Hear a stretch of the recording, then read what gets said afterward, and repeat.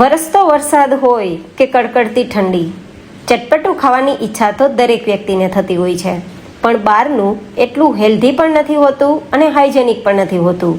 તો આ જ ડિમ્પલ્સ ડિશીસમાં તમારી સાથે નવી રીતે વડાપાઉંની રેસીપી શેર થશે, જેમાં જુદી જુદી 2 પ્રકારની ચટણીઓ પણ બનશે અને તમારી સાથે તળિયા વગરના ભજીયાના કુરકુરા પણ તૈયાર થશે. સાથે નવી રીતે તળિયા વગર વડાપાઉંનું વડું પણ તૈયાર થશે. એટલું બધું ટેસ્ટી કે મુંબઈના વડાપાઉંનો ટેસ્ટ પણ તમે ભૂલી જશો.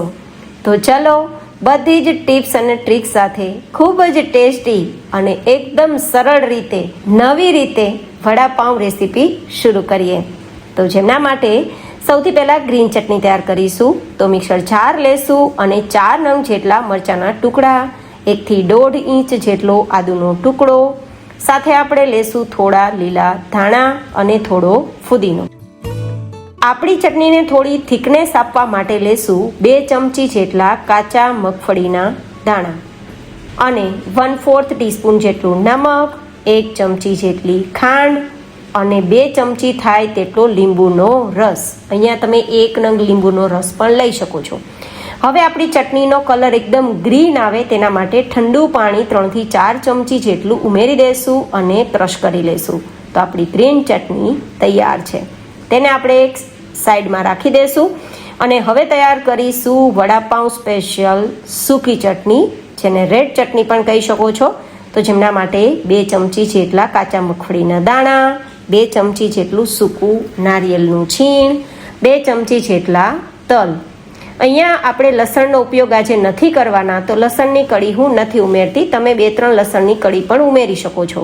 1/4 ટીસ્પૂન જેટલું નમક, 1 ચમચી લાલ મરચું પાવડર અને 1 ચમચી તેલ મિક્સ કરી ક્રશ કરી અને આ ચટણીને તૈયાર કરી લઈશું. તો આપણી વડાપાઉં સ્પેશિયલ સૂકી ચટણી તૈયાર છે, જેને આપણે સ્ટોર કરીને 10 થી 15 દિવસ માટે ખાઈ શકીએ છીએ. હવે આ બંને ચટણી તૈયાર છે, તો આપણા વડાને તૈયાર કરવા માટેનું ખીરું તૈયાર કરીએ. તો જેમના માટે 1 કપ જેટલો ચણાનો લોટ લેશું. તેમાં ઉમેરીશું 1/4 ટીસ્પૂન જેટલું નમક અને 1/4 ટીસ્પૂન જેટલી હિંગ અને થોડું પાણી. અને આપણું જેવું બટેટા વડાનું ખીરું હોય ને તેવું આપણે ખીરું તૈયાર કરીશું. મતલબ રિબિન કન્સિસ્ટન્સીવાળું, બહુ વધારે પાતળું પણ નહીં અને બહુ વધારે ઘટ પણ નહીં, આ રીતે. હવે તેને થોડીવાર માટે સાઈડમાં રાખી દઈશું, જેથી એકદમ સરસ સેટ થઈ જાય. હવે આપણે એક પેસ્ટ બનાવવા માટે મિક્સર જારમાં 3 થી 4 નંગ મરચાંના ટુકડા અને 2 થી 3 ઇંચ આદુનો ટુકડો ક્રશ કરી લેશું. અહીંયા પણ તમે લસણની કળી ઉમેરી શકો છો, પણ આજે આપણે લસણ ડુંગળીનો ઉપયોગ નથી કરવાના, તો મેં કોઈ જગ્યાએ લસણ કે ડુંગળીનો ઉપયોગ નથી કર્યો. હવે 250 થી 300 ગ્રામ જેટલા બાફેલા બટેટા લીધા છે અને તેને આપણે મેશ કરી લેવાના છે, માવો કરી લેવાનો છે. ખાસ વાત યાદ રાખવાની છે કે બટેટાનો માવો તૈયાર કરતા પહેલાં ઠંડા થઈ જવા જોઈએ બટેટા, નહીં તો વરાળ હોવાથી આપણો માવો ચીકણો થઈ જશે અને જે મસાલાનો સ્વાદ આવવો જોઈએ ને તે બિલકુલ નહીં આવે. હવે આપણે માત્ર 2 ચમચી તેલ ગરમ કરીશું અને તેલ થોડું ગરમ થાય તો તેમાં થોડા મરચાં છે તેને આપણે સાતળી લેશું. માત્ર 40-50% જેવા જ આપણે તેને શેકવાના છે, 100% નહીં. આજે આપણે જેટલું બને એટલું ઓછા તેલનો ઉપયોગ કર્યો છે આજની આપણી ચટપટી વેરાયટી તૈયાર કરવા માટે. તો આજની વેરાયટી તમને કેવી લાગીને તે તો મને કોમેન્ટ બોક્સમાં જરૂરથી બતાવજો. હવે મરચાં સતળાઈ ગયા છે, તો તે જ તેલની અંદર 1/2 ચમચી રાઈ, 1/2 ચમચી જીરું, ચપટી જેટલી હિંગ અને થોડા આપણે જે લીલા કડી પત્તા હોય, મીઠા લીમડાના પાન હોય તેને ઉમેરી દઈશું. 1 ચમચી આદુ મરચાંની પેસ્ટ તૈયાર કરી છે તે અને 1/2 ચમચી નમક અને ચપટી જેટલી હળદર પાવડર. આ બધું જ મિક્સ થઈ ગયા બાદ આપણે અડધા લીંબુનો રસ મિક્સ કરી દેવાનો છે.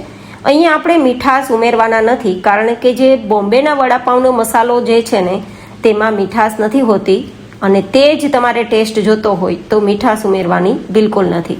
આ રીતે આદુ મરચાંની જે પેસ્ટ છે તેને સાતળી લેવાની, કાચો ટેસ્ટ નીકળી જાય ત્યાં સુધી ધીમા ગેસની ફ્લેમ પર. ધેન આપણે જે મેશ કરેલા બટેટા છે, માવો છે, તેને મિક્સ કરી દેવાનો છે. એકવાર સરસ બધું મિક્સ થઈ જાય ને માવો ભેગો થઈ જાય પછી ગેસની ફ્લેમ બંધ કરી દેવાની છે અને માવાને નીચે લઈ લેવાનો છે. બિલીવ મી ગાઈઝ, આજની વેરાયટી જો તમે એકવાર મારી સ્ટાઇલથી ઘરે બનાવીને ખાશો ને તો હું ગેરંટી આપું છું કે બહારના વડાપાઉં તો તમે બિલકુલ યાદ પણ નહીં કરો. એની ખાસ વાત તો એ છે કે આપણે વડાને તળવાના નથી. તો ચાહે એસિડિટી હોય કે ચાહે કોલેસ્ટ્રોલ હોય કે પછી તમે હેલ્થ કોન્શિયસ હોય, આજની વડાપાઉં રેસીપી તમારા માટે બેસ્ટ રહેશે. હવે મસાલો આપણે તૈયાર થઈ ગયો છે તો તેને ઠંડો થવા સાઈડમાં રાખી દઈશું. અને હવે આપણી આ કડાઈ ગરમ પણ છે અને થોડી ચીકણી પણ છે. તો તેલના ઉપયોગ વગર જ ધીમા ગેસની ફ્લેમ પર આપણે જે ચણાના લોટનું ખીરું તૈયાર કર્યું છે ને તેમાંથી આ રીતે થોડી પાતળી પાતળી સ્લાઇસ થાય તેવું પાથરી દઈશું અને 1 મિનિટ ધીમા ગેસની ફ્લેમ પર થવા દઈશું. 1 મિનિટ પછી તમે સરળતાથી તેને આ રીતે ડિમોલ્ડ પણ કરી શકશો. આ શું બનાવ્યું? તમને લાગશે કે હું શું કરી રહી છું.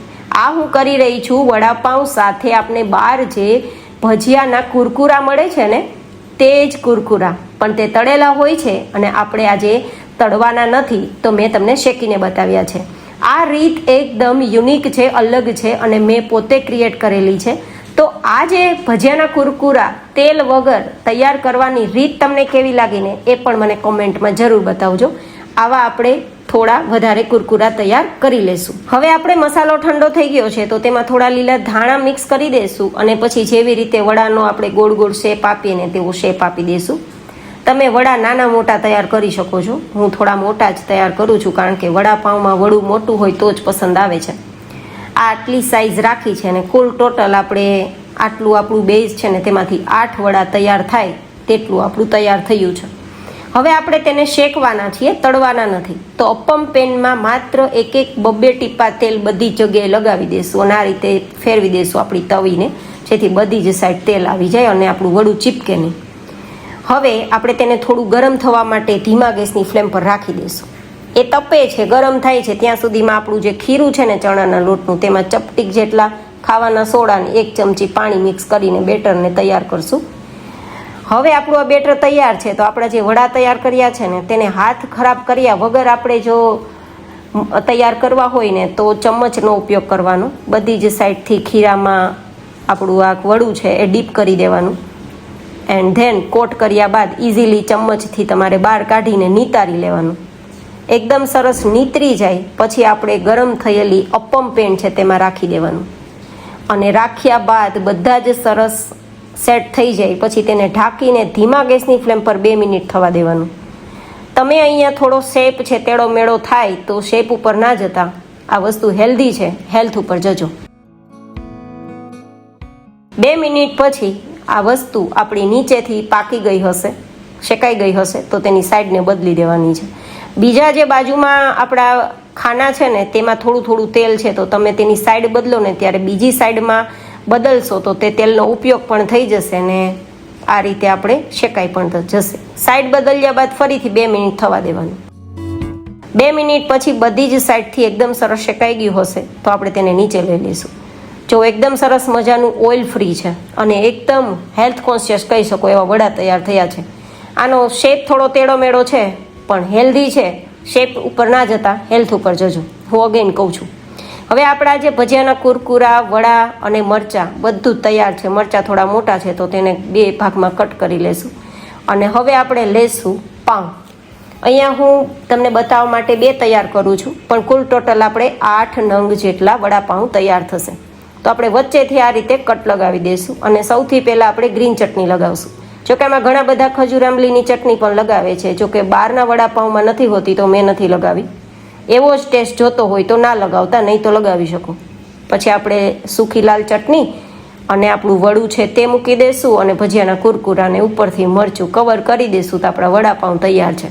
બિલીવ મી ગાઈઝ, આજની વડાપાઉં રેસીપી જો એકવાર ખાઈ લીધી ને તો તમને પેટમાં બિલકુલ હેવી પણ નહીં થાય. એસિડિટી કોલેસ્ટ્રોલવાળા માટે પણ બેસ્ટ છે અને ચટપટું ખાવાની ઈચ્છા પણ થઈ જશે. તો મારી આ નવી રીતે વડાપાઉં બનાવવાની રેસીપી પસંદ આવે તો વિડીયોને લાઇક કરજો, ચેનલને સબસ્ક્રાઈબ કરજો. ફરી મળીશું નેક્સ્ટ રેસીપીમાં. ત્યાં સુધી stay healthy and stay happy.